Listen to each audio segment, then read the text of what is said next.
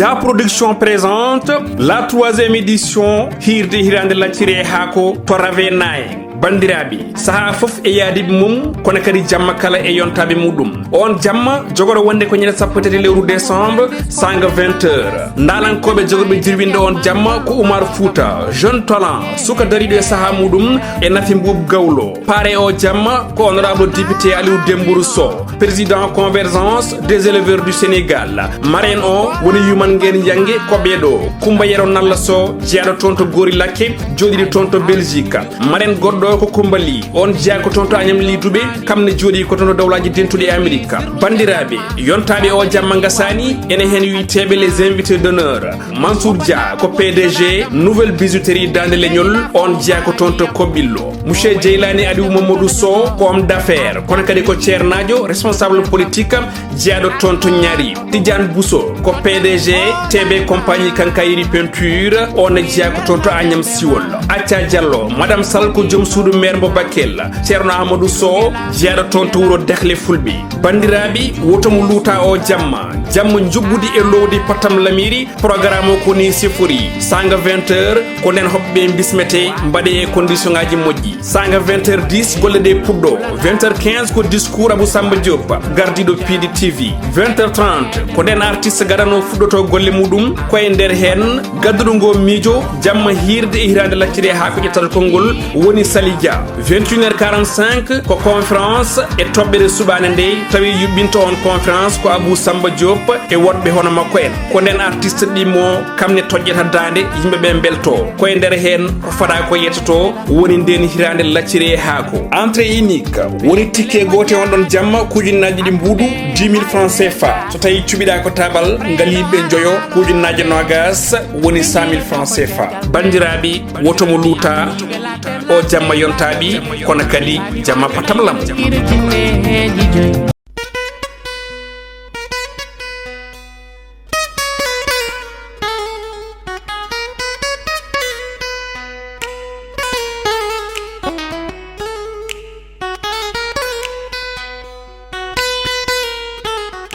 jam ñalle mon bandiraɓe musidɓe tedduɓe heddiɓe daaraɓe Ayaw Pindi TV en garti kattane jomiraɗo subakande o gam jettan don ko sifa e kelle gatane jande jilidi Sénégal joni palen koye jandeji ɗi altine jeetati lewru décembre hitan ujunnaji ɗiɗi e nogas e joyi ko sifa e kelle gadane jandi leydi Sénégal eɗen puɗɗoro e jande Vox Populi kamɓe musidɓe janiyankoɓe ɓe garti ko ɗon ñalawma henki mo ganduɗa kayi lande Pastef teddini rumbi ɗum ko ñalawma journée des martyrs ko ɗum woni ko jande Vox Populi arti ɓe garti toon e konngudi mo ganduɗa kañum Ousmane Sonko ine tawe jande nde o wi o wonta won victime ɗum ine tawe e nder jandeji ɗi ɗum koko yewti alhaali sumgoji oji kanko hoorejo lande Pastef arti hen ɗum ko caggal nde huccidirno e ɓen ɓe ganduɗa kañum woni jeeyaɓe lande Pastef toon to ganduɗa kay kañum woni grand théâtre mo Doudou Ndiaye Coumba Rose kono ɗum ko kam musidɓe jani ko ɓe garti e oɗon nouvelle mo ganduɗa kay ma wel e yuman galleji kam e baban galleji ɗum ko yewti alhaali gustugol ko yewti alhaali ndelam kuɓɓam ɗo ete e nder leydi ndi tugui tan ko gaz ha ko yewti ɗum ko ganduɗa kañum woni gasoil kam e pétrole ɗum kala ine anni ussede hono no wiiri jande ganduɗa kay kañum woni jande wiyeten jande Vox Populi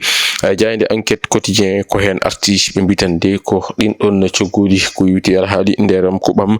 kañum kay ko kañum woni ko anni ussede caggal nde ɗum anni ussede noon ne woni tan noon ngol ɗon koydol kay wonti e ko laati ɗum woni ko waɗi kamɓe musidɓe janiyankoɓe koɓe garti hoorejo leydi ndi Bassirou Diomaye Faye mo ganduɗa kay ene tawe toon to Abidjan lamorgo leydi Côte d'Ivoire ɗum ko gam tawtorede cérémonie d'investiture mo ganduɗa kañum Alassane Ouattara hoorejo leydi Côte d'Ivoire ɓe gartone ngal ɗon jokkodiral hakkude leydi Sénégal kam e leydi Côte d'Ivoire kono ɗum ko kam musidɓe janiyankoɓe jeeyi ha toon to leydi Bénin ɗum ko caggal nde kolinkoɓe jiɗno samminde laamu mo ganduɗa kañum woni Patrice Talon kamɓe musidɓe janiyankoɓe ɓe garti hen kono nde ɓe kolliti kono ɗum ɗon de wattindaki e latade jayinde Les Échos kañum arti koye konngudi mo ganduɗa kañum woni Cheikh Oumar Diagne haali ko yewti haali faggudu leydi ndi ɗum ne tawe jayinde kono de kadi musidɓe janiyankoɓe garti e Sonko konngudi muɗum ɗum ko caggal nde o hoccidirno e ɓe ganduɗa kañum woni jeeyaɓe kanno lande ka Pastef toon to Grand Théâtre Doudou Ndiaye Coumba Rose kono de kadi ɓe garti e on ɗon biyeteɗo Ceerno Ndom Ba mo ɓe mbi waɗama bloqué toon to aéroport ko ina tolni e waktuji nogas e nayyi ɗum kanyum woni ko woni ton o wattindi non ko ɗaccitede ɗum ko caggal nde waɗa pour wiyete ko garde à vue ton to aéroport ko ina tolni e waktuji nogas e nayi e caggal muɗum e dimanche hanki o ɗaccitama kono de o heeɓi convocation ton to dik wonande kay ñande 11 nduɗo lewru mo gonɗen nde o arata o noto ton to dik ɗum ina tawe e jayde wiyetede e jayde les échos jayde ganduɗa kañum woni e jayde tribune quotidien kañum arti ko yuti al haali Sonko ɗo wi kanko Sonko kadi de o haali kadi e konngudi ɗi ganduɗa ko suuti ɗum o farni ɗum e ɓe ganduɗa kañum goni e ñawoɓe woni tan justice mo leydi Sénégal ɗum ina tawe jande noon ɓe mbi ko ala mo oppi ko yuti e fannu ñawoje mamɓe foof noon mo ganduɗa kañum woni Sonko memiɓe hono no wiiri jande ganduɗa kay kañum woni e jande wiyetede jande tribune quotidien kono noon kadi ɓe garti e gustugol piriji ɗum ko yuti ala haali ɗam ɗon ndelam koɓɓam piriji muɗum e mbadi kuftidindi kam e leƴƴi muɗum kala hono wiiri heddi noon ko wadde appliqué gustugol ɗin ɗon piriji ɗum ina tawe e jande ganduɗa kay kañum woni jande wiyetede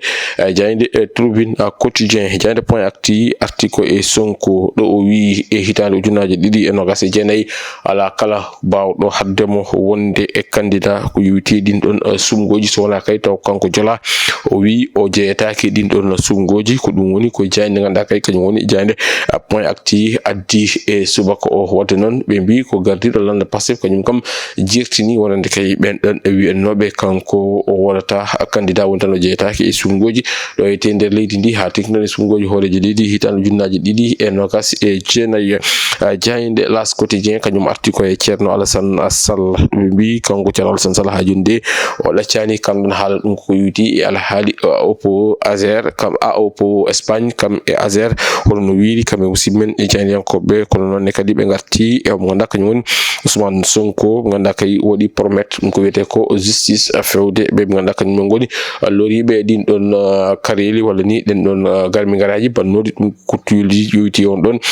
violence post électoral bannoɗo e hitande ujunnaje 2021 fayi hitande ujunnaje 2024 ɗum ina tawe e jayde las quotidien ko ɗum ko ɓe garti e Baba Mal mo ganduɗa kay mawni ni on ɗon festival de blues ton to Podor ɗum ni kadi kam musidɓe jaydiyankoɓe ɓe garti hen jayde gendinde Le Soleil kañum arti ko e gustugol ɗin ɗon piriji ko yuti alhaali ndelam koɓam e leƴƴi muɗum kala kuftidindi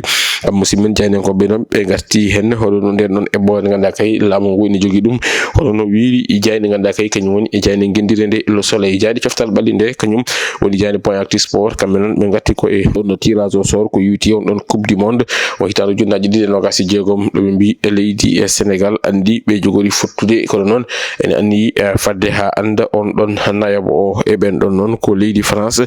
kam eɓe ɓe ganduɗa kañum goni leydi Norvège hono no wiiri kamɓe musidmen jaydiyankoɓe ɓe ganduɗa kañum woni jayde wiyetede jayde point actu sport ko ɗum ko ɓe garti e Ligue 1 mo leydi Sénégal ɓe mbitande ko Jaraaf comme woltedi folde ɓe ganduɗa kañum goni Tingueje FC Jaraaf noon heeɓi polgo muɗum gadigu ɗum ko yuti e championnat mo leydi Sénégal bandiraɓe musidɓe tedduɓe hettiɓe heeɗiɓe daraɓe Ayaw Pindi TV ko ɗum woni komin kemno robinadade ko sifa e kelle kadi ne yoga e jaydeji leydi Sénégal adi meɗen e robine jaydeji wonata ko janggo saho gena hajiji ko adi nden min mbi on jokke ɗoftade kam e rewidade programme uji ɗi Pindi TV oto jijite wadde abonné commenté kam e partagé Allah jarama on jarama.